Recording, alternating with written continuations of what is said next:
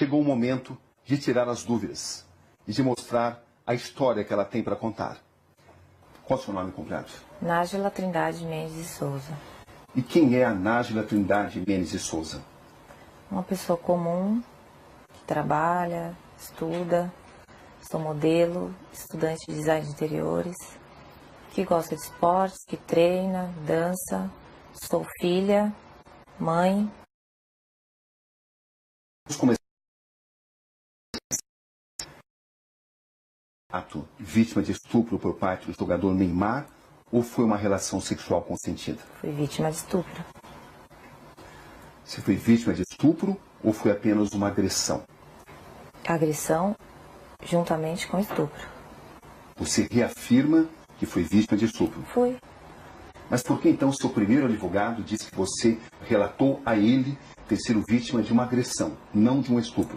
Primeiro que ele não estava acreditando totalmente em mim. E eu senti preconceito da parte dele.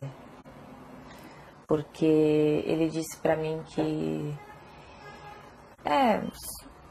você vai ter que cortar a unha, a gente vai ter que levar isso pra frente, mas você... Então, o que deu a entender que você foi estuprada, você não foi estuprada, você deu porque você quis, você fez porque você quis. Então, eu vou isentar essa parte, eu não vou colocar essa parte. Vou falar agressão porque eu tenho as provas, você me mostrou as provas da agressão, que foram as fotografias. E eu acho que ele só acreditou em mim porque ele viu a foto que o próprio Neymar mandou pra mim. Minha foto machucada. Como é que você conheceu o Neymar, Nájila? Através de uma rede social. Qual foi a rede social? Instagram. Como é que foram as conversas? Como é que você as escreve? Normal, eu mandei uma imagem pra ele. Não era foto nude meu. Era um texto. E ele respondeu e a gente começou a trocar mensagens. E depois de um tempo ele pediu o meu WhatsApp e eu passei. O próprio Neymar divulgou alguns trechos onde aparecem conversas de cunho sexual. Uhum. Quando é que essas conversas começaram? Naquele momento. Do WhatsApp. E você tinha ciência de que uma relação sexual poderia acontecer? Sim, o meu intuito era esse. Era o seu intuito? O meu intuito era ter uma relação sexual com ele. Desde quando você passou a pensar dessa forma? Quando eu comecei a falar com ele. Em que situação você viajou para Paris para encontrar o Neymar? Não Quem entendi. pagou a passagem? Ele. Ele pagou. E as suas despesas, quem pagou? Ele, do hotel. Isso ficou claro desde o início? Não, a gente conversou, eu conversei com ele como uma pessoa comum. Eu queria, era um intuito sexual, era um desejo meu. Acho que ficou até claro para ele isso. E ele perguntou quando eu poderia ir e eu disse, no momento não posso, questões financeiras, eu não podia ir. E também questão da minha agenda, do meu trabalho, enfim. E daí ele sugeriu, tá, mas eu posso resolver isso. E aí eu fui com a passagem. Você levou dinheiro seu também? Levei. Você viajou para Paris com que expectativa, Nájila? De ficar com ele, de encontrar com ele. Isso De incluía realizar uma um possível... desejo meu. Isso incluía uma possível relação sexual? Obviamente. Você pensava nisso? Sim, Estava preparada para isso? estava. Era algo já consentido, consensual entre vocês? Era. Quando você chega a Paris, o que acontece? Eu vou pro hotel, ele me manda mensagem falando que ia para uma festa e que ia passar lá antes para me dar um beijo, para me cumprimentar antes de ir nessa festa. E a partir disso, o que acontece? Eu tinha um desejo de ficar com o Neymar. E quando eu chego lá, tava tudo bem, tava tudo legal as mensagens. Uhul, eu ia conseguir, entendeu? Só que quando eu cheguei lá, ele estava agressivo, totalmente diferente daquele cara que eu conheci nas mensagens. Até aí, tudo bem. Como eu tinha muita vontade de ficar com ele, falei, ok, vou tentar manejar aqui. E a gente começou a trocar carícias, começou a ficar, a se beijar. E daí ele me despiu. Até então foi tudo consensual? Foi. Até aí tudo bem. Só que depois ele começou a me bater. E eu falei assim, nos primeiros, ok, tava tudo certo. Só que depois começou a me machucar muito. E eu falei, para. Você falou isso de forma clara?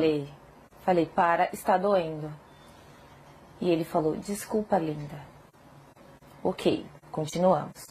Deitados na cama, rolando e tal. Eu falei, você trouxe preservativo? Porque eu não tenho. E ele disse, não. Eu falei, então não vai acontecer nada além disso. Porque não podemos. Qual foi a resposta dele? Ele não respondeu nada. E a gente continuou. E ele me virou, cometeu o ato, e eu pedi para ele parar. Enquanto ele cometia o ato, ele continuava batendo na minha bunda violentamente. E depois eu girei. Foi tudo muito rápido, questão de segundos, e me retirei. Foi isso que aconteceu. Você está totalmente convencida que conseguiu mostrar a ele que você não queria, não desejava mais a relação sexual? Eu falei, para. Não, para. Eu falei. E ele nunca disse nada a você? Ele não se comunicava muito. Ele só agia. Ou seja, você estava preparada para uma relação sexual consensual? Estava. E quando é que essa relação sexual consensual se transformou, na sua visão, em um ato de estupro? A partir do momento que ele se tornou agressivo, a partir do momento que eu perguntei para ele se ele tinha levado o preservativo, que eu não tinha, ele falou que não, e eu falei para ele, então não podemos. Então só vamos trocar carinho, só vamos continuar aqui. E ele concordou, com silêncio eu entendi como concordância. E quando ele me virou, ele já foi cometendo ato. Então assim, ele não entrou em um acordo comigo. Não, eu não trouxe, mas eu tô afim, eu quero. Não, ele ficou calado. Então para mim, ele tinha entendido que não poderíamos ir além daquilo do que já estávamos fazendo. Ele te obrigou a manter relação sexual? A partir do momento que ele me segurou violentamente me batendo, ele estava me obrigando a ficar ali naquele lugar. Sem uso de preservativo? Sem uso de preservativo. Foi assim que aconteceu a relação sexual? Foi assim que aconteceu. Depois, quando eu saí da cama, quando eu me levantei e fui pro banheiro, eu fiquei, não acreditei, foi tipo uma decepção.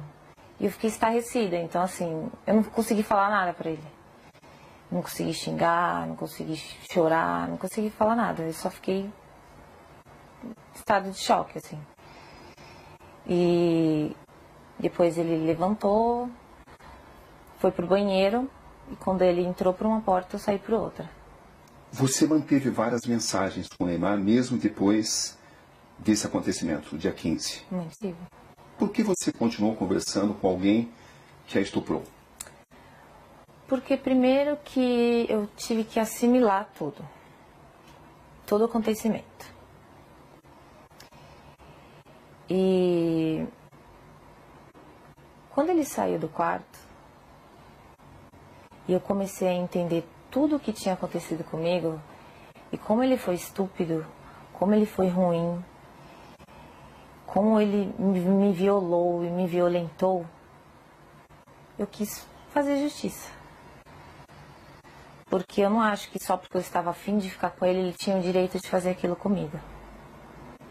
Então, no primeiro momento, eu não consegui reagir devido aos traumas. E depois eu sabia que se eu não falasse com ele normalmente, fingindo que eu não tinha entendido o que aconteceu, ele não iria mais falar comigo. Eu não teria como provar o que ele fez comigo. O pai do Neymar relata que sofreu uma tentativa de extorsão. Da minha parte, não. Você ficou sabendo disso? Fiquei. Que os seus primeiros advogados tentaram extorquí-lo. Você ficou sabendo disso? Fiquei.